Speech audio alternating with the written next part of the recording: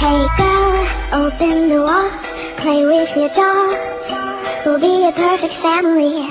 When you walk away, is when we really play. You don't hear me. Thanks for staying with us. Now for the news in detail. Rising concern over a popular weed killer linked to cancer has led the Ministry of Industry, Commerce, Agriculture and Fisheries to take a multifaceted approach. CVM Live's Rashida Byfield tells us more in this report. A cancer-causing herbicide. The Ministry of Agriculture is now undergoing research and investigations to find if there is any correlation between the popular herbicide Roundup, used for clearing lands, and carcinogens. Minister Audley Shaw says this comes following concerns from numerous entities as well as calls for a ban. He said a technical group has been created to conduct the relevant research. It's a serious matter, and so we have therefore heeded the call and responded swiftly to address it. The Ministry has brought the matter to the attention of our colleagues at the Ministry of Health, which houses the responsible authority for regulating such substances. We have established a multi-agency technical working group to thoroughly investigate this issue and make recommendations as to how to respond to these concerns. The minister explains that Roundup is not directly used in crop production and harvesting. Used primarily for land clearance and preparation purposes, and not for crop production of mostly genetically modified foods, as is done in some jurisdictions. The company of Roundup, Monsanto, has had to settle multi-million-dollar lawsuits in the United States following cancer-causing allegations. Rashida Byfield for CVM Live.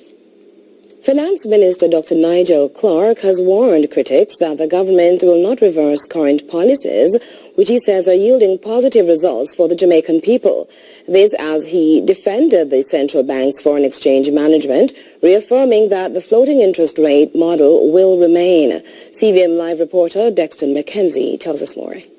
Finance Minister Dr. Nigel Clark says he is confident that the government will not be switching back and forth between policies already in place, a trend that he notes has been practiced by governments over the years.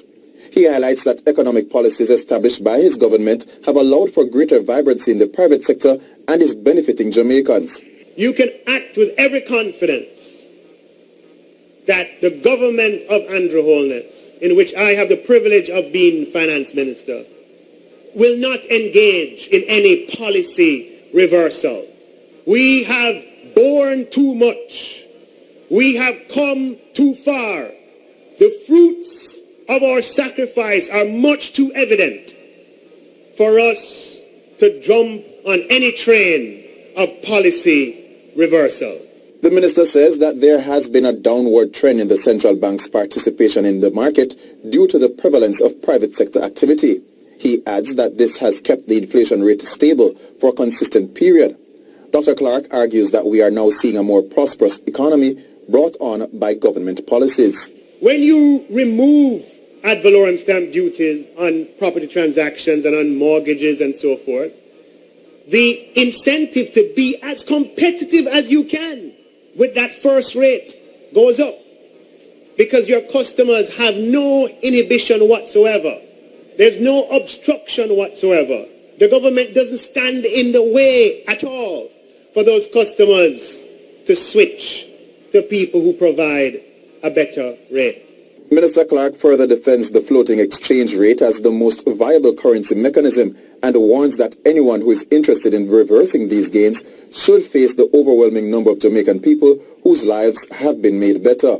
When you hear persons who are trying to extend pressure onto your central bank that has your reserves, that guarantees your stability, that guarantees your security, that undergirds and underwrites your prosperity, that reinforces and provides a foundation to your economic opportunity, you must look at them with suspicion. The minister's comments follow a call from Private Sector Organization of Jamaica President Howard Mitchell for the implementation of a fixed exchange rate regime.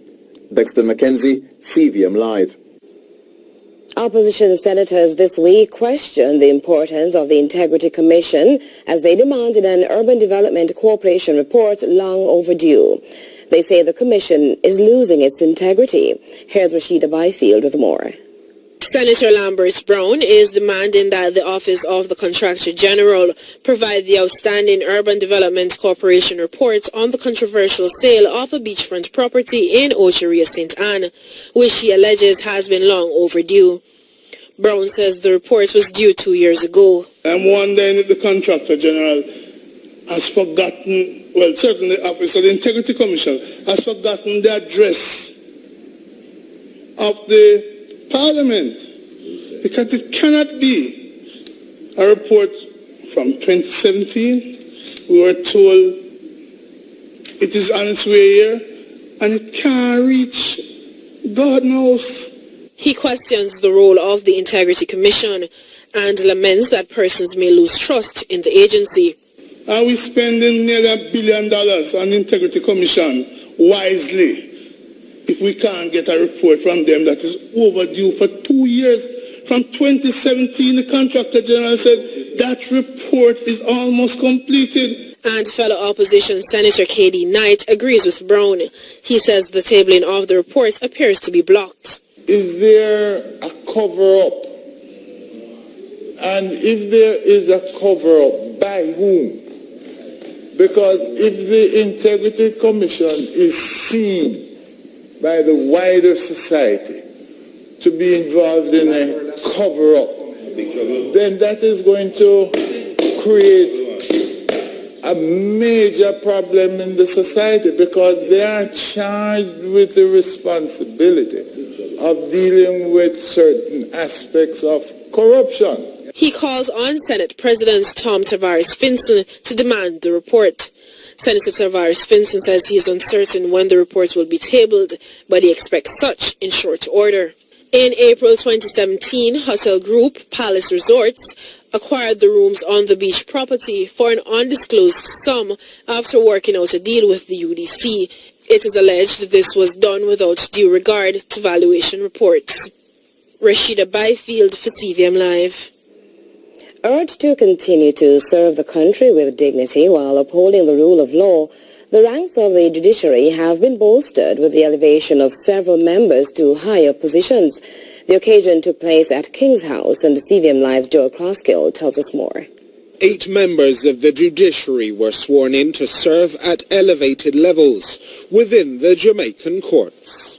I, David Martin Alberto Fraser, do swear that I'll be faithful and bear true allegiance to Jamaica, that I will uphold and defend the Constitution of Jamaica, and that while acting in the office of Judge of the Court of Appeal, I will administer justice to all persons alike in accordance with the laws and the usages of Jamaica, without fear or favor, affection or ill will. So help me God. The occasion also included the appointment of 6 junior judges. You, Yvonne Angela Brown, Andrea Cecile Pettigrew Collins, Callis Ruth Patricia Wilshire, Simone Antoinette Yvonne Wolf-Rees, and Anne-Marie Alicia Nemhard should be appointed as puisne judges. Now therefore know ye that I, Stedman Alvin Ridout Fuller, Commander of the Order of Distinction, Deputy Governor General of Jamaica, repose in full trust in your zeal, ability, and discretion, do hereby, in the exercise of the power vested in me by the Constitution of Jamaica, appoint you as puisne judges for the purposes of the Constitution of Jamaica. Deputy Governor General Stedman Fuller, during the ceremony at King's House, highlighted the stellar reputation of Jamaica's judiciary.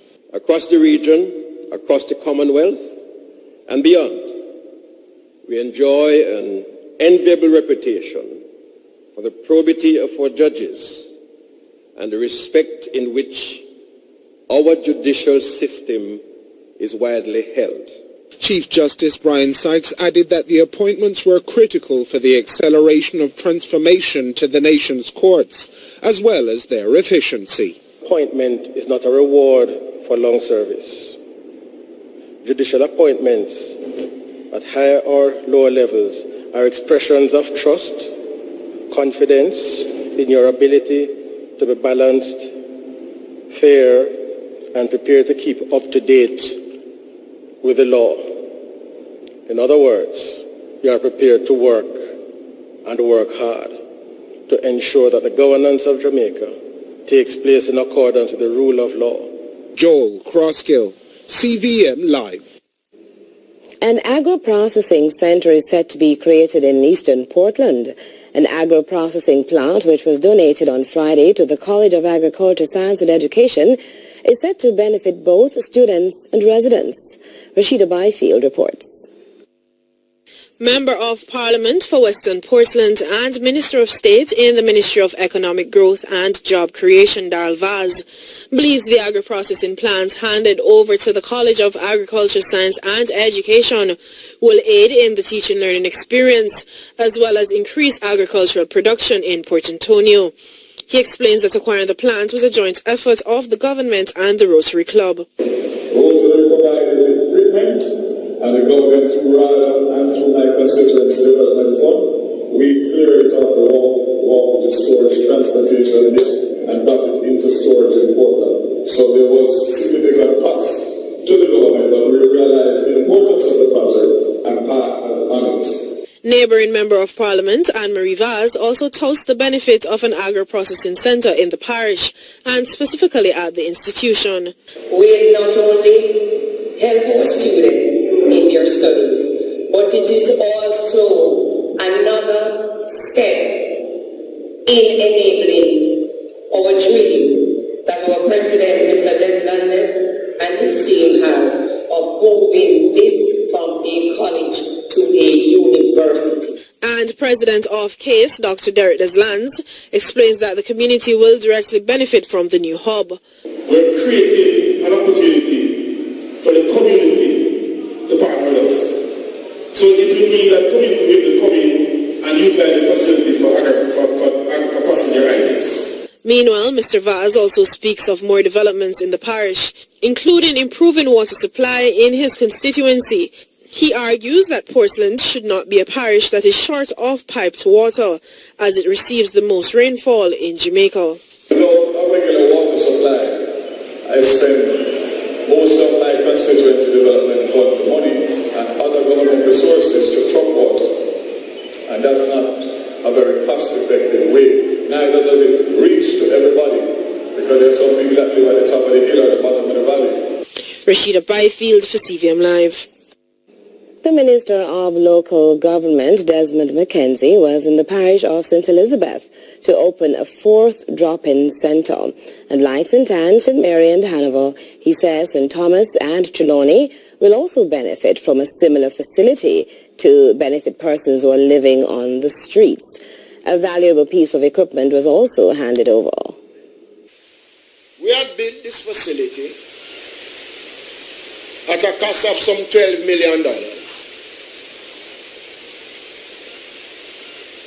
The construction ran a little bit over the time that we decided that the work should take. But the good thing about it is that the cost of $12 million was met. There was no overrun. And the minister also presented staff members with tablets to improve their work output through technology. He also kept good on a promise for the infirmary to have access to a valuable piece of equipment. Minister McKenzie explains how important it is to volunteer for the less fortunate. St. Elizabeth will be the first infirmary to receive this brand new autoclave machine.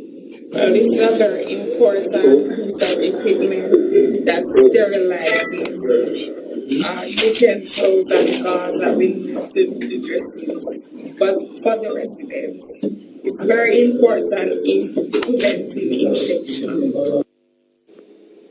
And we'll go to a break ahead of